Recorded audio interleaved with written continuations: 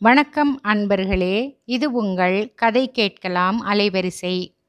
இன்னைக்கு நம்ம கேட்க போகிற கதையோட தலைப்பு அது. எழுதியவர் அனுராதா ரமணன் அவர்கள். வாங்க கதை கேட்கலாம். தெருமுனையில் இன்னமும் திட்டாய் கும்பல். இதை தவிர ஒவ்வொரு வீட்டு வாசலிலும் குறைந்தது 2-3 பேர்களாவது. கிருஷ்ணன் தன் வீட்டு வாசலில் நின்று ஒரு க்ஷண நேரத்துக்கு தெருமுனையை வெறித்துவிட்டு பொசுக்கென வீட்டுக்குள் திரும்புகிறார். கூடத்தில் 2வது பெண் பாகியின் கூந்தலை இழுத்து பிடித்து வாரியபடியே மீனா இவரை அடிக்கண்ணால் துளாவ, அந்த பார்வையே ஒரு விசாரணை மன்றம் போல கிருஷ்ணனுக்கு படுகிறது. தொண்டையை செருமியபடி மனைவியை கீழ்பார்வை பார்க்கிறார் அவர். என்ன? ஒண்ணுமில்லே. இன்னும் பணத்தை எடுக்கலையா? இல்லை. அந்த கடங்காரன் எப்போ வரப்போறானோ, இன்னும் எத்தனை நேரத்துக்குத்தான் போட்டு வச்சிருக்க போறா?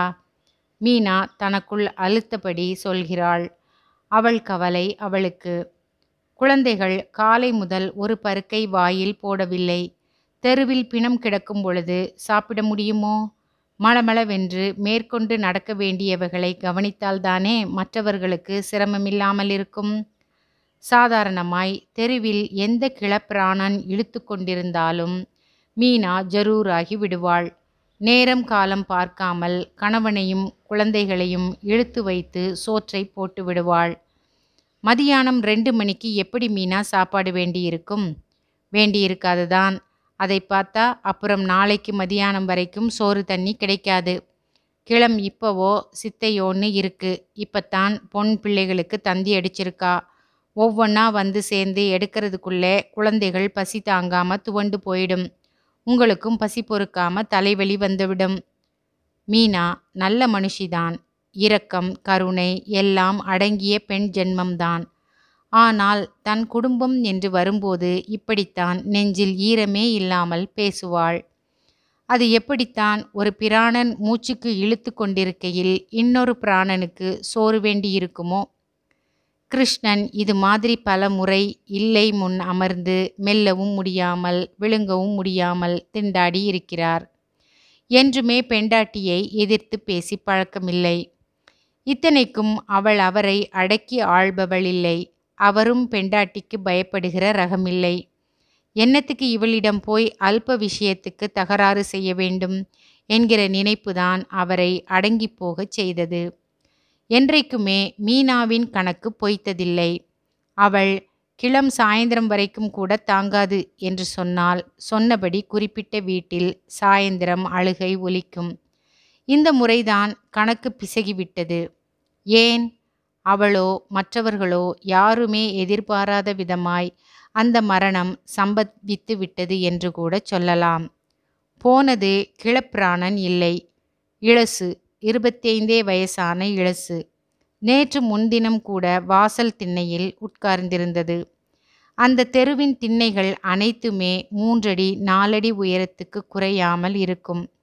6 அடி உயரமுள்ள கிருஷ்ணனே ஒரு எம்பு எம்பித்தான் திண்ணையில் உட்காருவார். அப்படிப்பட்ட திண்ணையில் கால்களை தொங்கவிட்டவாறு ஒரு காலால் மற்றொரு காலில் தாளமிட்டவாறு, அப்படி தாளமிடுகையில் ஜில்லென ஒலிக்கும் கொலுசு சத்தத்தில் லயித்தவாறு அமர்ந்திருந்த பெண். கிருஷ்ணன் தன் வீட்டை தாண்டி போகும் பொழுது தனக்குள் சிரித்து கொண்ட பெண். இன்று கட்டையாய் கிடைக்கிறது என்றால் மீனா என்ன ஊரில் உள்ள அத்தனை பேருக்குமே அதிர்ச்சி தரும் விஷயம்தானே. பெற்றவள் இருக்கிறாள் கல் மாதிரி. விதி பெண்ணை பறித்து கொண்டு போய் விட்டது. இப்பொழுதுதான் நடந்தாற்போல இருக்கிறது. சரியாக 6 வருஷங்களுக்கு முன் இதற்கு கல்யாணம். சிவன் கோவிலில் சமஷ்டி கல்யாணம். 20-25 ஜோடிகளில் இதுவும் ஒன்று. அம்மாக்காரியால் செலவழித்து கல்யாணம் செய்து வைக்க முடியாத நிலை. அதுவுமல்லாமல் குடும்பம் வேறு கொஞ்சம் எக்குத்தப்பாய் போய்விட்ட அவலம். நாகு இதுதான் அம்மா. வாங்கின பேர் கொஞ்ச நஞ்சமில்லை. புருஷன் இல்லாதவள். 4 பெண்கள். முதல் 2 பெண்கள் கல்யாணத்துக்கு நின்ற சமயத்தில் நாகுவுக்கு வயசு 38. 2வது பெண் வரையில் கையில் இருந்ததை வைத்து ஒப்பேற்றி விட்டாள். புருஷன்காரன் விட்டு சென்றது அவ்வளவுதான். அப்பொழுதே நாகுவை பற்றிய பேச்சுகள் கிளம்பிவிட்டன. கையில் காசில்லாததால் இப்படி சம்பாதிக்கிறாள் என்றார்கள் சிலர். இன்னமும் உடம்பில் திமிர், அதுதான் என்றார்கள் வேறு சிலர். நாகு சிரித்து சிரித்து பேசுவாள், மாடாய் உழைப்பாள். அது என்னவோ, அவள் பேயாய் உழைத்தபோது அவள் கையில் புழங்காத சில்லறை இப்பொழுது சற்று மிகைதான். சாயந்தர நேரங்களில் சிவன் கோவில் வாசலில் தேரடி மறைவில் யாருடனாவது பேசிக்கொண்டிருப்பாள். இல்லாவிடில் ஊரில் இருக்கிற தியேட்டர்களில் ஏதாவது ஒன்றில் தரை டிக்கெட் கியூவில் நின்றிருப்பாள். அவளுடன் கூடவே முகத்தில் ஒரு அங்குல கனத்துக்கு பவுடரும் முன்னெற்றியில் ஸ்பிரிங் சுருளுமாய் 4வது பெண் கௌசி. 3வது தான் இது. பெயர் சசியோ சுசியோ, அத்தனை பேருக்குமே இவளின் பெயர் மறந்துவிட்டது. அது இது என அழைத்து அதுவே நிலைத்தும் விட்டது. நாகுவுக்கு கவலை தரும் எரிச்சலூட்டும் விஷயம் ஒன்று உண்டு என்றால் அது இந்த பெண்தான். 4 பெண்களில் இதுதான் சுடர் மாதிரி இருக்கும். 14 வயசு வரையில் நன்றாகத்தான் இருந்தது. அப்பொழுதெல்லாம் கிருஷ்ணனின் வீட்டுக்கு அடிக்கடி வரும். கிருஷ்ணனுக்கு திருமணமான புதுசு. இப்பொழுது இருப்பதை விடவும் மீனா கொடி போல, பொம்மை போல இருப்பாள். பட்டணத்தைச் சேர்ந்தவள். சோப்பும் பவுடருமாய் நிகுநிகுக்கும் முகம்.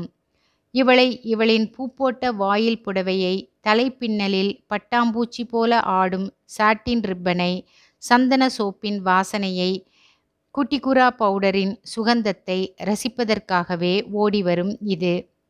மாமி, உங்களுக்கு காவேரியிலிருந்து ஜலம் கொண்டு வரணும்னா என்கிட்ட சொல்லுங்கோ. ஆகட்டும். நீங்கள் குளிக்கிறதுக்கு கூட காவேரி பக்கம் வரமேட்டேலா?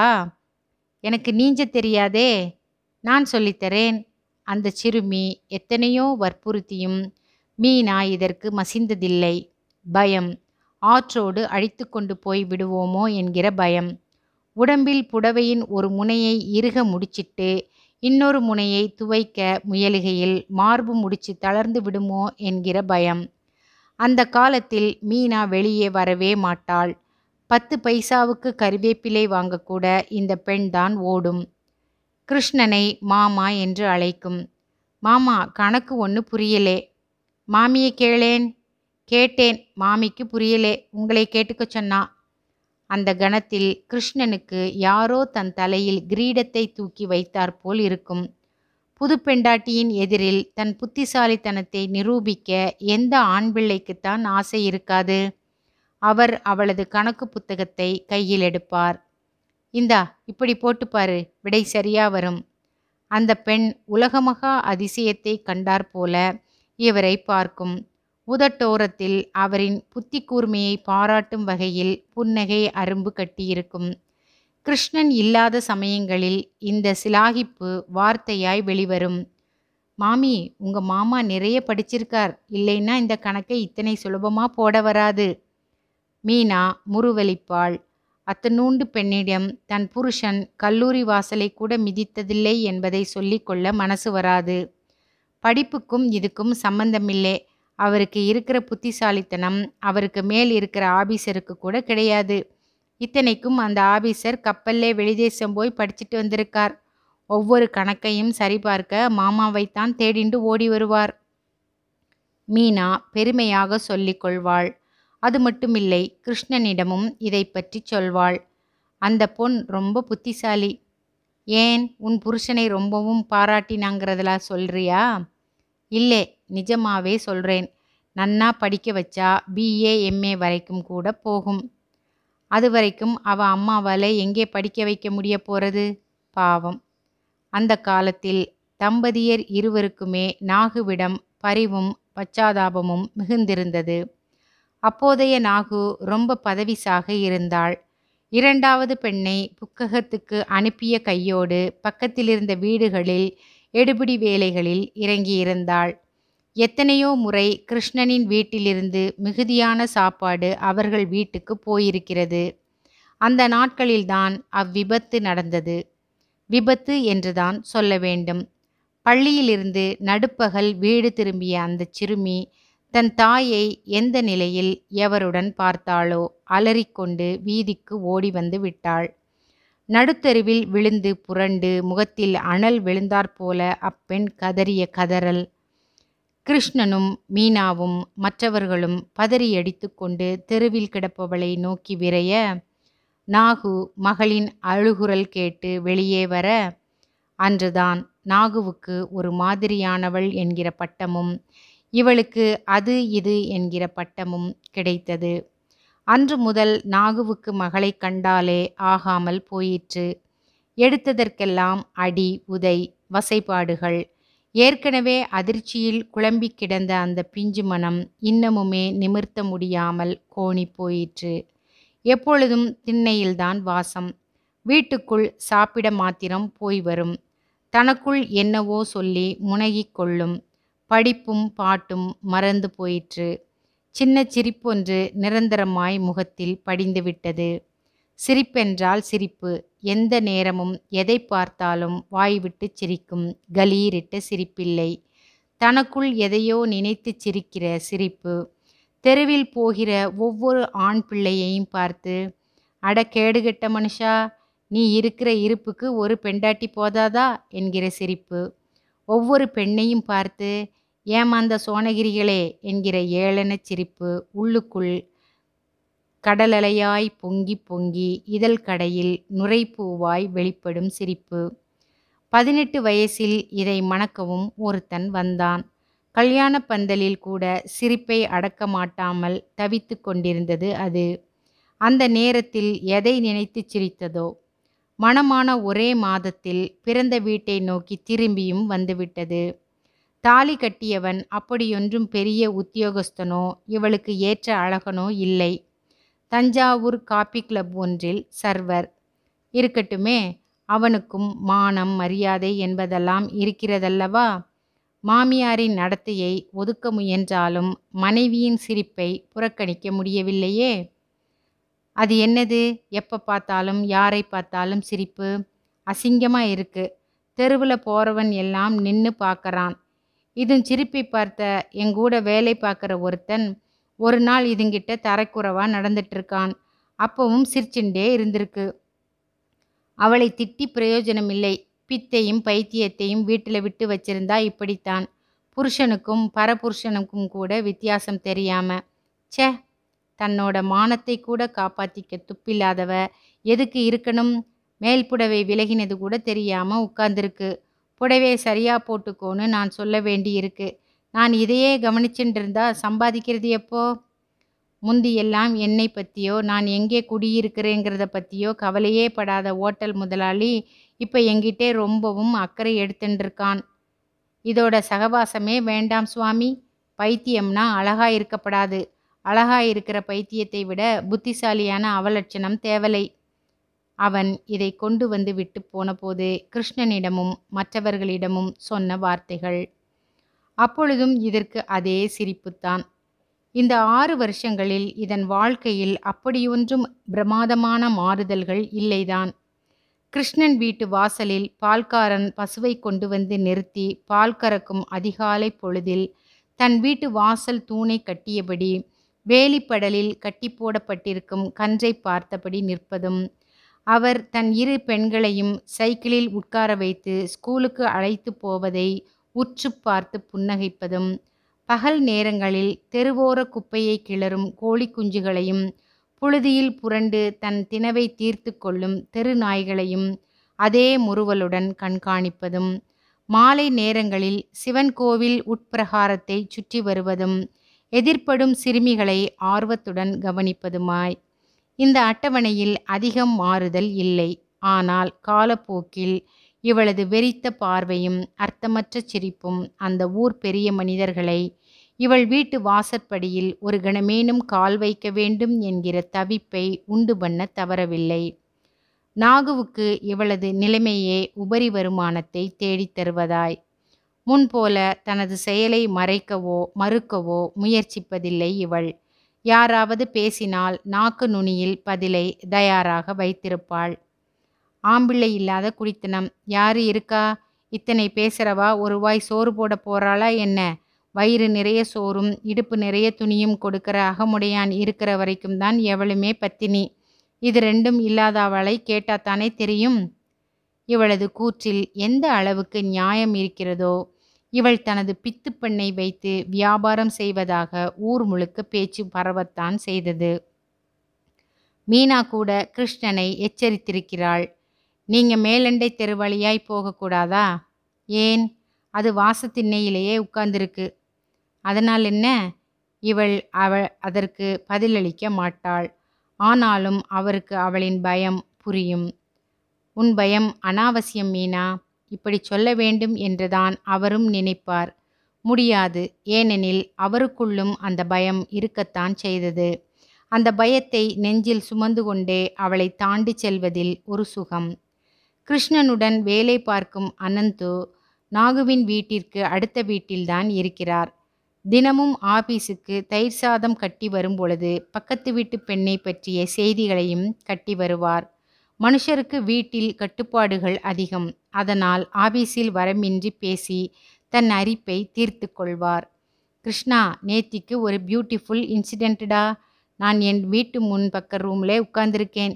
எதிர்ச்சாரி கணேஷ் இருக்கானில்லே, அவன் இதுக்கு ஐஸ்கிரீம் வாங்கி கொடுத்தான்டா. இதுவும் கை நீட்டி வாங்கிண்டது. நான் பார்த்துட்டே இருக்கிறச்சே கணேஷ் என்ன செஞ்சான் தெரியுமா? அது மேலாக்கில் ஐஸ்கிரீம் உருகி சிந்திடுத்துன்னு சொல்லிண்டே அழுந்தி துடைக்கிறான். கருமம், உடம்புல துளி கூட கூச்ச நாச்சம் கூட இல்லாமல் இதுவும் சிரிச்சுண்டே உட்கார்ந்துருக்கு. கணேசுவுக்கு இதெல்லாம் தேவையா? அடுத்த ஆவணி வந்தா 59 முடிய போகிறது. என்னை விட 2 வயசு பெரியவன். நான் நினைக்கிறேன் இந்த பொண்ணுக்கு பைத்தியமும் இல்லை ஒன்றுமில்லை. நாகு தன் பிஸ்னஸுக்காக இவளை இப்படி உட்காத்தி வச்சிருக்காள்னு தோணுறது. அது ஒன்றுமே பேசுறதில்லையா? கிருஷ்ணன் யோசித்து யோசித்து கேட்பார். அனந்துவிடம் மிக ஜாக்கிரதையாய் பேச வேண்டும் என்பது அவரது நினைப்பு. சாதாரண பேச்சை கூட விகல்பமாய் எடுத்துக்கொள்ளும் சுபாவம் அனந்துவுக்கு நிறைய. ஏன் பேசாம? தனக்குள்ளே என்னென்னமோ பேசிண்டேதான் உட்கார்ந்திருக்கும். தூணை பார்த்து பேசும், தெருவில் ஓடுற நாய்க்குட்டியை பார்த்து பேசும், கல்லை பார்த்து மண்ணை பார்த்து. 4 நாள் முன்னாடி துபாயிலிருந்து வந்திருக்கானே ராகவலு பையன், அவன் இதை பார்க்க போயிருக்கான். அவங்கிட்ட ஏதோ நோட்டு புஸ்தகத்தை கொண்டு வந்து நீட்டியிருக்கு. என்னது இதுன்னு கேட்டிருக்கான். கிருஷ்ணன் மாமா சொல்லி தந்த கணக்கு இப்போ எனக்கு புரிஞ்சு போச்சு, அப்படி இப்படின்னு ஏதோ சொல்லி பேத்தியிருக்கு. அவன் கணக்கை சரிபார்க்கவா போயிருக்கான்? அவன் போன காரியம் வேற. மலமலன்னு அதை முடிச்சுண்டு வந்துட்டானாம். இதெல்லாம் யார் சொன்னது? அவனே தான் சொன்னான். கிருஷ்ணனுக்கு அந்த வார்த்தைகள் வேதனை அளிப்பதாய். ஒரு பெண் இகம்பரம் தெரியாத பிரம்மமாய் உட்கார்ந்து விட்டால் இந்த ஆண்களின் மனசு என்னமாய் வக்கரித்து போகிறது. அதெல்லாம் இருக்கட்டும். இது என்னை பற்றி சொன்னதாமே. அப்படி என்றால் இன்னமும் என்னையும் நான் சொல்லிக் கொடுத்த பாடங்களையும் இது மறக்கவில்லை. பாடங்களை மறக்காதவளுக்கு மேலாக்கு உடம்பில் இருப்பதும் இல்லாததும் தான் மறந்து போகுமா? ஒரு கால் அனந்து சொல்வது போல் எல்லாம் நடிப்போ? கிருஷ்ணனுக்கு பல ராத்திரிகள் தூக்கம் வரவில்லை. அவளை போய் பார்க்க வேண்டும் போல பார்த்து பேசி அவள் எந்த அளவுக்கு சுய பிரஜையுடன் இருக்கிறாள் என்பதை தெரிந்து கொள்ள வேண்டும் போல. போன மாத ஆரம்பத்தில் ஒரு நாள் அவளை சந்தித்து பேசக்கூடிய சந்தர்ப்பம் கிருஷ்ணனுக்கு கிடைத்தது. அந்தி கருக்கும் நேரத்தில் சிவன் கோவிலிலிருந்து திரும்பியவர் சடக்கென நாகுவின் வீட்டிற்குள் நுழைந்து விட்டார். நெஞ்சு தொம் தொம் என குதித்தது. உள்நடையை தாண்டி கூடத்தை எட்டி பார்த்த கிருஷ்ணனை விழிகள் விரிய பார்த்தாள் நாகு. தன் எதிரே தைப்பதற்காக பரத்தி போட்டிருந்த புரச இலைகளை ஒரு முறமாக நகர்த்திவிட்டு அவசரமாக எழுந்தாள். வாங்கோ. ஏது இவ்வளவு தூரம்? ரொம்ப ஆச்சரியம். மீனாவையாவது இப்படி பிரதோஷ நாள்லே கோயில்லே பார்ப்பேன். அன்னைக்கு கூட தியேட்டர் வாசல்ல நான் நின்றுட்டு இருந்தப்ப அவள் பொண்ணை அழைச்சிண்டு ஜட்காவில் போயின்னு இருந்தா. ஊருக்கு போயிருக்கா. எங்கே? மதராசுக்கா? இல்லை, சீயாளிக்கு. எங்கள் மன்னிக்கு உடம்பு சரியில்லை, பார்க்க போயிருக்கா. இன்னும் வல்லே. தனது வார்த்தையின் பின்பகுதி நாகுவுக்காகவா இல்லை தன்னைத்தானே சமாதானப்படுத்தி கொள்ளவா என்பது அவருக்கே தெரியவில்லை. ஊஞ்சலில் அமர்ந்தபடி கூடத்தை பார்வையால் அளந்தார். கூடத்தை ஒட்டிய காமரா அறையில் அது. எதிர் சுவரில் இருந்த யசோதை கண்ணன் காலண்டரை பார்த்தபடி. நாகு அவரின் பார்வை போன திசையை பார்த்தாள். இப்படித்தான் உட்கார்ந்திருப்பா. நாம கூப்பிட்டா வரமாட்டா. நாம தான் அவகிட்ட போய் பேசணும். பசி தூக்கம் ஒன்றும் கிடையாது. போட்டா சாப்பிடுவா. இல்லை 2 நாளானாலும் தேமேன்னு கிடப்பா. அகமுடையான் வேற கல்யாணம் பண்ணிட்டுட்டான். இந்த பக்கம் வர்றச்சே போறச்சே இங்கேயும் வந்து எட்டி பார்த்துட்டு போறான். 10 5 இஷ்டம் இருந்தா கொடுப்பான். அவனா கொடுத்தாத்தான் உண்டு. நாம கட்டாயப்படுத்த முடியுமா? நாகு விவரம் புரிந்தவள். அதற்கு மேலும் அங்கே பேசிக்கொண்டு நிற்காமல் காப்பி எடுத்து வருவதாக சொல்லியபடி உட்பக்கம் நகர்ந்து விட்டாள். கிருஷ்ணன் காமரா அறையில் தனக்கு முதுகை காட்டியபடி உட்கார்ந்திருந்தவளையே கண் கொட்டாமல் பார்த்து கொண்டு அரை நிமிஷம் உட்கார்ந்திருந்தார். அறையின் நடுவில் ஒற்றை மரபெஞ்சில் அது உட்கார்ந்திருந்தது. நீண்ட பின்னல் பெஞ்சில் துவள, ஒரு காலை குத்திட்டு மறுகாலை தொங்கவிட்டு வலக்கையை பெஞ்சில் ஊன்றியபடி. சிவன் கோவிலில் பஞ்சலோகத்தினால் ஆன பார்வதி விக்கிரகம் ஒன்றிருக்கும். பிரகாரத்தை சுற்றி வருகையில் கண்ணாடி அறைக்குள் வைக்கப்பட்டிருக்கும் அந்த விக்கிரகத்தின் பின்னழகு கண்ணாடியின் வழியே கிருஷ்ணனின் பார்வையை சுண்டி இழுக்கும். மூங்கிலை போன்ற தோளும் கண்ணாடி வாளை போன்ற முதுகும் இடுப்பின் பக்கவாட்டுக்கள் சரசரவென இறங்கி ஒயிலாய் சாய்ந்திருப்பதும். சட்டென கண்களை எதுவோ மறைத்தாற்போல் இருந்தது கிருஷ்ணனுக்கு. மேல் துண்டால் கண்களை ஒற்றியபடியே எழுந்து அரைவாசல் நிலைவரை போய் நின்று தொண்டையை செருமினார். அது தன் நிலையிலிருந்து மாறாமல் கழுத்தை மட்டும் ஒடித்து இவரை பார்த்தது. புருவ உயர்வில் ஆச்சரியம் நர்த்தனமிட்டது. இதழ்கடையில் நிரந்தரமாய் தேங்கி கிடந்த புன்னகை கன்னம் வரையில் சென்று கோலம் போட்டது. என்னை தெரிகிறதா? கிருஷ்ணன் மீனா மாமியோட அது தன்னை உதறிக்கொண்டு எழுந்தே விட்டது. உட்காரு. உட்காரேன். உன் கூட பேசணும்னு தான் வந்தேன். கதவை தாழ்பால் போடணுமா? வார்த்தைகள் வெடிகுண்டாய் வெளியே வர ஒரு கணம் திகைத்து போய்விட்டார் அவர். அவரது திகைப்பை நிதானமாய் ரசித்து மெதுவாய் தனக்குள் பேசிக்கொள்வது போல பேசியது அது. சாதாரணமா என் கூட பேசணும்னு வரவா முதல்ல கதவை தாழ்பா போட சொல்லுவா, அப்புறம்தான் பேசுவா. அதான் கேட்டேன். உச்சந்தலையிலிருந்து வெந்நீர் ஊற்று கொப்புளிப்பது போல ஒரு உணர்வு கிருஷ்ணனுக்கு. அவசரமாய் தலையை அசைத்து மறுத்தார். இல்லே, கதவு திறந்தே இருக்கட்டும். இதோ இப்ப நான் போயிடுவேன். அது ஒரு கணம் இவரது முகத்தை உற்று பார்த்தது. பிறகு கலீரென சிரித்தது. நான் உங்ககிட்ட நிறைய பேசணுமே. பேசேன். அந்த நாகு இல்லே, அதான் என்னை பெத்த பித்துக்குழி. அதுக்கு தெரியாம பேசணுமே. நான் கதவை தாழ்பா போட்டுட்டு வந்துடுறேனே. சொன்னது மட்டுமின்றி விறுவிறுவென எழுந்து போய் கதவை தாளிட்டு விட்டும் வந்துவிட்டது. உட்காருங்கோ. கிருஷ்ணன் பெஞ்சு நுனியில் அமர்ந்தார். நீங்க சொல்லி தந்த கணக்கை எல்லாம் அடிக்கடி போட்டு பார்ப்பேன். இதோ பாருங்கோ. அது வேகமாய் அலமாரி பக்கம் ஓடி கையில் ஒரு நோட்டு புத்தகத்துடன் ஓடி வந்து புத்தகத்தை அவர் முன் பிரித்து காட்ட அவர் தாள்களை பார்க்கிறார். எண்ணும் இல்லை, எழுத்தும் இல்லை. சுழி சுழியாய் பிரம்மன் இதனுடைய தலையில் எழுதியுள்ள எழுத்துக்களைப் போல. ஸ்கூலுக்கு போகணும்னு தான் ஆசை, முடியலே. மாமா என் கூட படித்தவா எல்லாரும் இப்போ எப்படி இருக்கான்னு உங்களுக்கு தெரியுமோ? யாரை கேட்குறே? எல்லாரையும் தான். தினமும் கோவிலில் தெருவில் யாராவது 10 12 வயசு பொண்ணுங்க போனால் ஒரு நிமிஷம் உத்து பார்ப்பேன், என் சிநேகிதியில் எவளாவதோன்னு.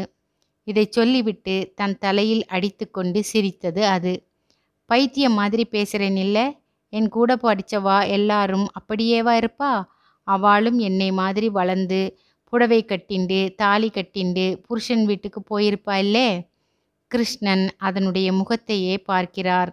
அதுவோ தன் அறியாமையை நினைத்து தனக்குள்ளேயே சிரிப்பாய் சிரித்து இதழ்கடையில் வழியும் சிரிப்பை ஒரு கையால் பொத்தியபடி தலை குனிந்தது. தப்பா நினைச்சுக்காதீங்கோ, என்னால் அழ முடியலே. சிரிப்பு தான் பொத்துண்டு வர்றது. நாகுவுக்கு பொண்ணா பிறந்துட்டதை நினைச்சு பார்த்தா, நாகுவோட ஆத்துக்காரர் அதான் எங்களை எல்லாம் பெத்து போட்டுட்டு போனாரே, அவரை உங்களுக்கு தெரியுமோ? கிருஷ்ணன் தெரியுமென தலையாட்ட அது விரலால் பெஞ்சின் மீது கோலம் போட்டது. நல்ல மனுஷன், மானி. இவளை நம்பி எங்களை விட்டுட்டு போயிட்டார். அன்னிக்கு நான் ஸ்கூல்லேருந்து வந்தப்ப பார்த்ததை அவரும் பார்த்திருந்தா அங்கேயே நாக்கை பிடுங்கிண்டு செத்திருப்பார். இதெல்லாம் தன் கண்ணால பார்க்க கூடாதுன்னு தான் முன்னாடியே போயிட்டாரோ? சற்று நேரம் மௌனமாய் உட்கார்ந்திருந்து பிறகு நிமிர்ந்து பார்த்து சிரித்தது.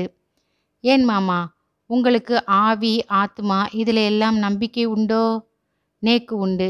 எங்க அப்பாவோட ஆத்மா இந்த வீட்டில் ஒரு மூலையில், இதோ இந்த பெஞ்சில், இல்லைன்னா அதோ அந்த பரண் மேலே உட்கார்ந்து அன்னைக்கு நடந்ததையெல்லாம் பார்த்துட்டு இருந்திருக்கும் இல்லையா? பாவம் அந்த ஆத்மா இல்லை.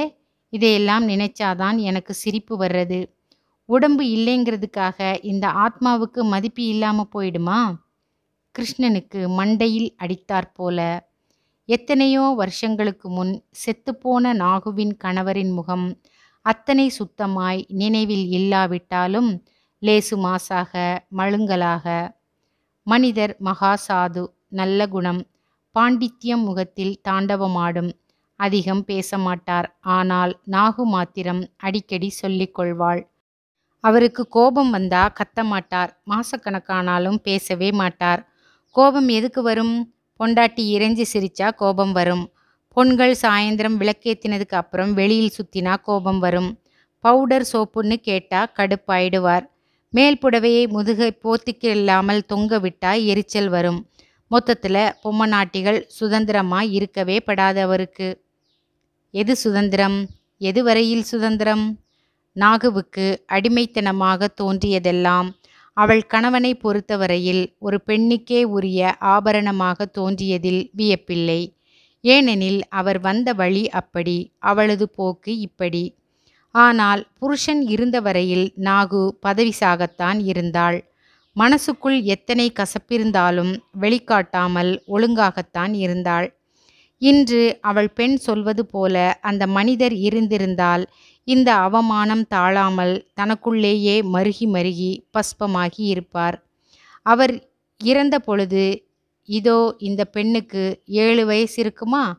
அத்தனைதான். ஆனால் இதன் நெஞ்சுக்குள் தான் தன் தகப்பனை பற்றி எத்தனை உயர்வான எண்ணம்!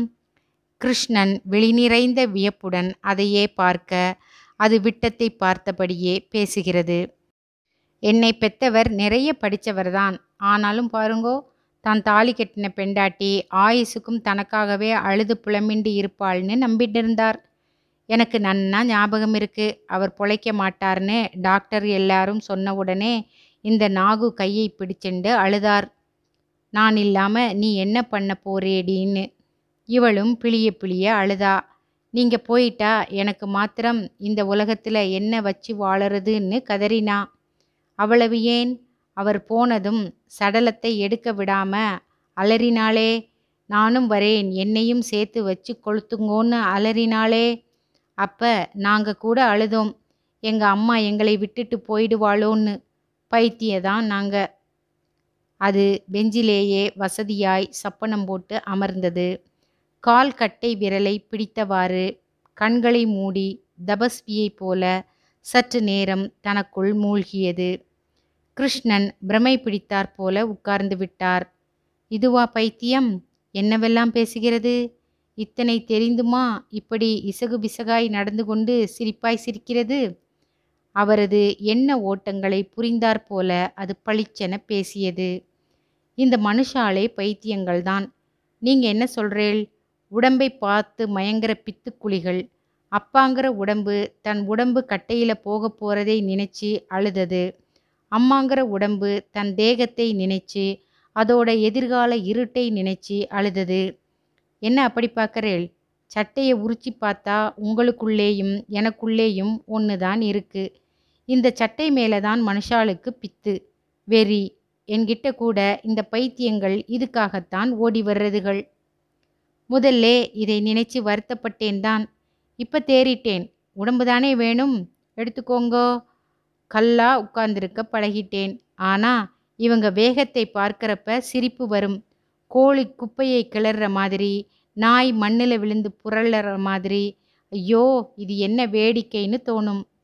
அவர் வியர்த்து போய் ஏதோ தெய்வ சந்நிதானத்தில் நிற்பது போல எழுந்து நிற்க, உட்காருங்கோ உட்காருங்கோ. அது அவரின் கையை பற்றி இழுத்து உட்கார வைத்துவிட்டு ஒரு நிமிஷம் முகத்தை மூடிக்கொண்டு தன் மடியிலேயே கவிழ்ந்து சிரித்தது. அதன் முகம் மாத்திரமில்லை, முன்னெற்றிச் சுருள் கூட, முதுகிலிருந்து முன்புறம் வந்து விழும் கருநாகப் பின்னல் கூட அந்த சிரிப்பை பிரதிபலிப்பது போல. கவிழ்ந்த வாகிலேயே பேச்சு தொடர்ந்தது. ஆனா எனக்குள்ள இருக்கிற இந்த ஆத்மாவுக்கு ஒரு ஆசை. என்கிட்ட வர்றதுகள்ல ஏதாவது ஒரு ஜீவனுக்காவது என்னை பத்தி, என்னோட நினைப்பை பத்தி தெரிஞ்சுக்க அக்கறை இருக்காதான்னு. ஒன்னுத்துக்கும் அந்த சிந்தனையே இல்லை. அதனால நானே ஒரு ஜீவனை பெத்து அதுக்காகவது நல்லதை நினைக்கிற பக்குவத்தை கொடுக்கணும்னு ஏதுடா ஒரு அசடு இன்னொரு அசடை உற்பத்தி பண்ண போறதான்னு பயப்படுறேளா? அது கைகொட்டி சிரித்தது. என் வயித்துல பிறக்கிறது என்னை போல அவலமாய் இருக்கக்கூடாது. ஞான கொழுந்தா இருக்கணும். வெறுமே கையை காலை உதச்சுண்டு பாலுக்கு அலற, பின்னாடி சோத்துக்கு அலையிற, தேகத்துக்கு அலையிற, சாவுக்கு பயப்படுற பிறவி என் வயித்துல பிறக்கக்கூடாது. விளக்குல எரியிற கொழுந்து மங்கி அணையறதுக்குள்ளே இன்னொரு விளக்கை ஏத்திடணும்னு தவிக்கிறேன் நான். இந்த 6 வருஷத்துல 4 தடவை இந்த வயிறு இன்னொரு உசிரை சுமந்திருக்கு. ஆனா நாகு இருக்காளே பாவி, வேண்டாம்டி உனக்குன்னு களைச்சிட்டா. அதன் முகத்தில் இப்பொழுதுதான் சிரிப்பு கொஞ்சம் மறைந்தாற்போல, விழிகளின் பால் வெளிப்பில் துளி சிவப்பை குலைத்த மாதிரி ஒரு பளபளப்பு. ஒரே மாதிரி காலை மடித்து அமர்ந்திருந்தது. ஏதோ நினைப்பு வந்தாற்போல உடம்பை ஒரு முறை சிலிர்த்து கொண்டது. இப்போ கூட எனக்கு 40 நாள் ஆறது. நான் நாகு கிட்ட சொல்லலை. கிருஷ்ணன் விழிகளை இடுக்கி அதையே உற்று பார்த்தார். இதுக்கு அப்பா யாரு? கேட்டிருக்க வேண்டாம் தான், கேட்டுவிட்டார். உடனே நாக்கை கடித்து கொண்டார். அப்பாவா? அது சிரித்தது. நான் தான் சொன்னேனே, ஒரு விளக்கிலே இருந்து இன்னொரு விளக்கை ஏத்த எண்ணெயும் திரியும் தான் வேணுமே தவிர எந்த எண்ணெய் எந்த திரின்னு என்ன கேள்வி? எனக்கு வேண்டியது இன்னொரு கொழுந்து. கிருஷ்ணன் எழுந்து விட்டார். அதன் சிரிப்பு ஓய்ந்த பாடில்லை. அவர் கதவருகே போன போது மாத்திரம் அது மெல்ல அலைத்தது. அவர் நின்று திரும்பி பார்த்தார். அது தனது இரு உள்ளங்கைகளையும் உற்று பார்த்தவாறே கூறியது, நான் சொன்னது எதையும் நாகு கிட்ட சொல்லிடாதீங்கோ. சரி, என் வயித்துல பிறக்கிறதுக்கு கூட நீங்க தான் பாடம் சொல்லித் தரணும். என்ன? சரிம்மா. அது பிறந்ததுக்கு அப்புறம் நான் இருக்கணும்னு அவசியமில்லை. ஏன்னா இன்னொரு விளக்கை ஏத்தத்தான் நெருப்புத்துளி தேவையே தவிர ஏத்தினதுக்கு அப்புறம் அந்த விளக்கோட பிரகாசமே போதும். அவளது வார்த்தைகள் கிருஷ்ணனின் காதில் இன்னமும் ரீங்கரிப்பதாய். அறையை விட்டு வெளியே வந்தவரை நாகு ரொம்பவுமே உரிமையுடன் பார்த்தாள்.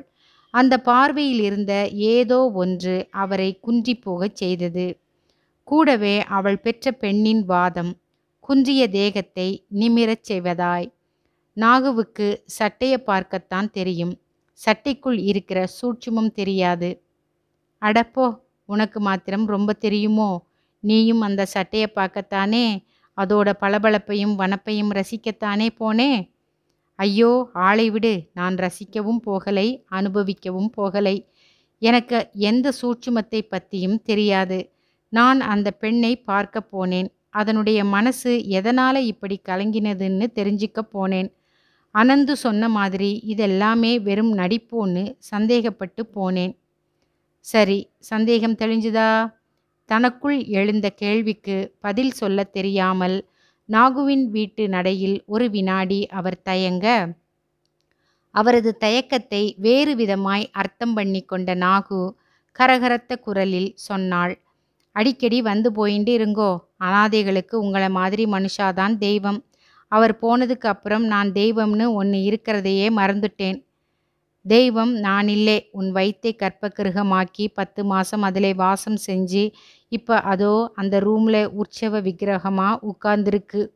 கிருஷ்ணனின் தொண்டைக்குழி வரையில் வந்த வார்த்தைகள் வெளியே வராமல் அங்கேயே மடிய, அவரது நினைப்புகள் புரியாத நாகு தன் போக்கில் தொடர்ந்தாள். கையில் காசு இல்லைன்னு வெங்கடாஜலபதி கிட்டே முட்டிண்டேன்.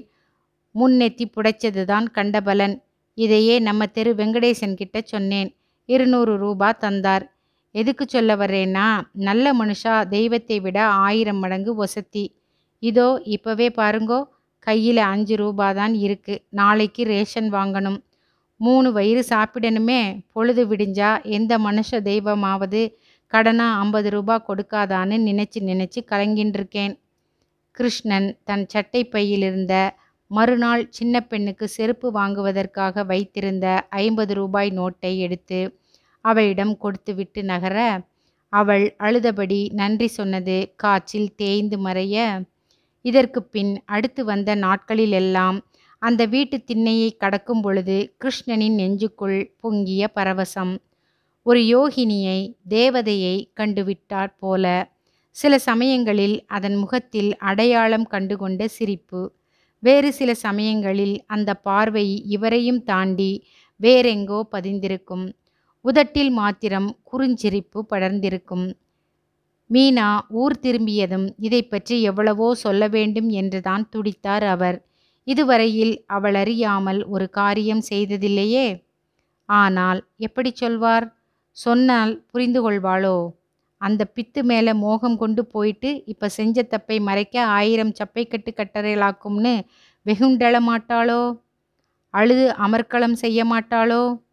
கடைசியில் கிருஷ்ணன் சாரும் அதை தேடி போயிட்டு வந்தாராம். இப்படி தெருவாசிகள் கெக்கலி கொட்டி சிரிக்க மாட்டார்களோ? என்னடா கிருஷ்ணா, இளமை திரும்பிடுத்தா? நாகுக்கிட்டே எத்தனை ரூபா மொய் எழுதிட்டு வந்தே? இப்படி அனந்து வெற்றிலை சாருடன் விகண்ட சிரிப்பும் சேர்ந்து வழிய வினவ மாட்டாரோ? நினைத்து நினைத்து தனக்குள் பெட்டிப்பாம்பாய் சுருண்டவர் மனைவியின் யதார்த்த ஸ்பரிசத்தையும் அணைப்பையும் கூட எப்பொழுதும் போல புல்லரிப்புடன் ஏற்றுக்கொள்ள முடியாமல் தவித்து போனார். இதெல்லாம் அது சொல்ற மாதிரி வெறும் கேலி கூத்துதானோ? இந்த எண்ணம் மீனாவின் பக்கத்தில் படுக்கும் பொழுது மட்டுமல்ல, தன் பெண்களை பார்க்கும் பொழுது, தெருவில் போகும் மனிதர்கள், ஆடு மாடுகளை பார்க்கும் பொழுது மெல்ல மெல்ல நெஞ்சில் அழுந்த பதிந்து உடும்பாய் பிடித்து கொள்ள, தனக்கு அஷ்ட ஐஸ்வர்யம் கிடைத்ததும் அதை வெளியே சொல்ல முடியாதவனைப் போல கிருஷ்ணன் திணறிக் கொண்டிருக்கையில்தான் இப்படி ஒரு செய்தி வர வேண்டுமா? இன்று காலையில்தான் கிருஷ்ணன் குளிரில் காவேரிக்கு போய் குளிக்க பயந்து 1.5 சான் குளியலறையில் புகையும் வெந்நீர் அடுப்புடன் போராடி கொண்டே குளித்து கொண்டிருக்கும் பொழுதுதான் அந்த செய்தி வந்தது. மீனாதான் ஓடி வந்து விஷயத்தை சொன்னாள். நாகுமாமி பொன் போயிடுத்தாம். என்னது? கிருஷ்ணன் கையில் இருந்த சொம்பு வெந்நீரை தலையில் ஊற்றி கொள்ளவும் மறந்து அப்படியே நின்றுவிட்டார். மீனா மறுபடியும் விளக்கமாய் சொன்னாள். வயிற்றுல 2 மாசமாம்.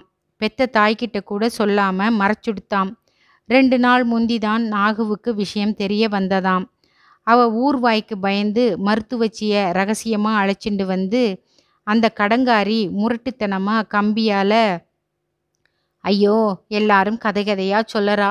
கடைசி மட்டும் அது இந்த குழந்தை எனக்கு வேணும் வேணும்னு கதறித்தாம். அனந்து பொண்டாட்டி சொல்றா. கிருஷ்ணன் அத்தனை நேரம் வரையில் புகைந்து கொண்டிருந்த அடுப்புக்கு பெண் எரிவதை பார்த்தபடி விக்கித்து நிற்கிறார். நெஞ்சுக்குள் புகை சிக்கி கமறுவதைப் போல உள்ளே ஜொலித்து கொண்டிருந்த ஜோதியை யாரோ தண்ணீரை கொட்டி அணைத்தாற்போல, எனக்கு இது வேணும் மாமா. இது பிறந்ததுக்கு அப்புறம் நான் இருக்கணும்னு அவசியமில்லை. இன்னொரு விளக்கை ஏற்றினதுக்கு அப்புறம் அந்த விளக்கோட வெளிச்சமே போரும். அந்த வார்த்தைகள், இன்னொரு தீபத்தை ஏத்தாமலேயே போயிட்டியே. கிருஷ்ணன் மிக அவசரமாய் தலையில் தண்ணீரை கொட்டி கொண்டு வாசலுக்கு வந்தார். இவருக்கு முன்பே தெருஜனங்கள் நாகுவின் வீட்டு வாசல் முன்பு கூடியிருந்தது. உள்ளே சென்று அந்த முகத்தை பார்க்க அவருக்கு துணிவில்லை. அனந்து இவரை பார்த்ததுமே பதறிக்கொண்டு ஓடி வந்தார். அநியாயம்டா கிருஷ்ணா, பச்சை கிளிய கவண்டியில் கல்லாலே அடித்த மாதிரி கிடக்கு. மருத்துவச்சி 70 நாளுக்கு மேலே ஒன்றுமே செய்ய முடியாதுன்னு கையை விரிச்சிட்டாளாம். இதும் புருஷன்தான் பணத்தை காட்டி அவளை அழைச்சிட்டு வந்திருக்கான். இது உண்டானதில் அவனுக்குத்தான் அவமானமாம். என்ன பெரிய அவமானம்ங்கிறேன். எப்போ இதும் சங்காத்தமே வேண்டாம்னுட்டு போயிட்டானோ அப்புறம் இது எக்கேடு கெட்டா இவனுக்கென்ன? அனந்து ஆவேசமாய் முழங்கினார். மருத்துவச்சியை வரவழைத்து விட்டு அவன் பாட்டுக்கு தஞ்சாவூருக்கு கிளம்பி போய்விட்டானாம். அவன் வந்ததுதான் சடலத்தை எடுக்க வேண்டுமென நாகுவும் அவளது மற்ற பெண்களும் தீர்மானமாய் சொல்லிவிட்டார்களாம். மாலை 5 மணி சுமாருக்குத்தான் அவன் வருகிறான். கூடவே கரிவெட்டையாய் அவனது இரண்டாவது சம்சாரம். கிருஷ்ணன் வாசல் திண்ணையில் அழுத்தமாய் உட்கார்ந்து விடுகிறார். நெஞ்சும் உடலும் ஒரு சேர பதைபதைக்கிறது. அதை தூக்கி பாடையில் வைப்பது இங்கிருந்தே தெரிகிறது. அந்த கருநாக பின்னலில் மாத்திரம் இன்னமும் உயிர் ஒட்டி கொண்டிருப்பது போல 4 பேராய் தூக்கிய வேகத்தில் பின்னல் மாத்திரம் துள்ளி குதிக்கிறது. சகோதரிகளில் ஒருத்தி ஓடி வந்து பின்னலை அதன் கழுத்துக்கு அடியில் செருகுகிறாள். கிருஷ்ணனின் நெஞ்சை துக்கம் பந்தாய் அடைக்கிறது. மற்றவர்களை விடவும் தனக்கு அதனிடம் நெருங்கிய உறவு இருப்பது போல இதயம் இரகசியமாய் விம்முகிறது. அதன் கடைசி பயணம் அவரது வீட்டை தாண்டி ஒரே ஓட்டமாய். அந்த ஒரு க்ஷண நேரத்துக்குள் தெரிந்த அந்த முகம், மல்லாந்து வானத்தை பார்த்து இளதல் கடையில் நிரந்தர புன்னகையை சுமந்து. இந்த மனுஷாலே பைத்தியங்கள்தான். உடம்பை பார்த்து பயங்கர பித்துக்குழிகள். சட்டையை உரிச்சு பார்த்தா உங்களுக்குள்ளேயும் எனக்குள்ளேயும் ஒன்றுதான் இருக்கு.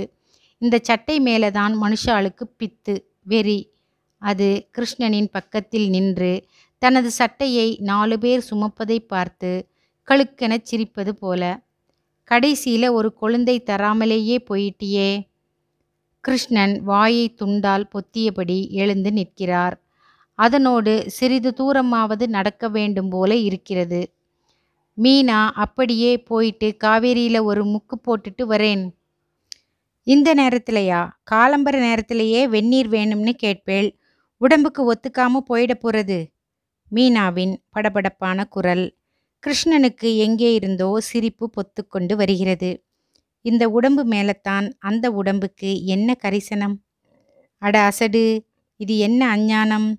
இந்த நினைப்பு வந்ததுமே நாகுவின் பெண்ணான அது வெறுமே போகவில்லை என்பதும், போகிற போக்கில் தனக்குள் ஒரு தீபத்தை ஏற்றிவிட்டுத்தான் போயிருக்கிறது என்றும் கிருஷ்ணனுக்கு தோன்ற, நிரந்தர புன்னகை ஒன்று இதழ் கடையில் இடம் பிடித்து உட்காருகிறது. இந்த சிரிப்பும் சிந்தனையும் அது கொடுத்தது. அப்படியானால் அதன் ஆசையும் நிறைவேறிவிட்டதோ? எப்பொழுதோ பாடம் சொல்லிக் கொடுத்ததற்கு குரு தட்சிணையாய் இத்தனை பெரிய ஞானத்தை கொடுத்துவிட்டு போய்விட்டதோ? அவர் மீனாவின் கையை ஒதுக்கிவிட்டு நகருகிறார். உள்ளே வெந்நீர் வேணுமானா போடுறேனே.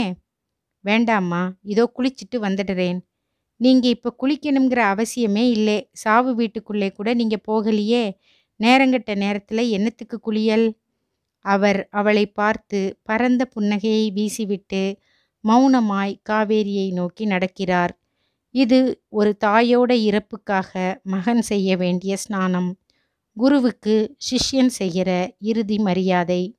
அவர் தன் நெஞ்சுக்குள் எரியும் ஜோதியை அவள் பார்த்து அரண்டுவிடக்கூடாது என்பது போல மேல் துண்டால் மார்பை போர்த்தியபடி வெகு வேகமாய் நடையை வீசி போடுகிறார்.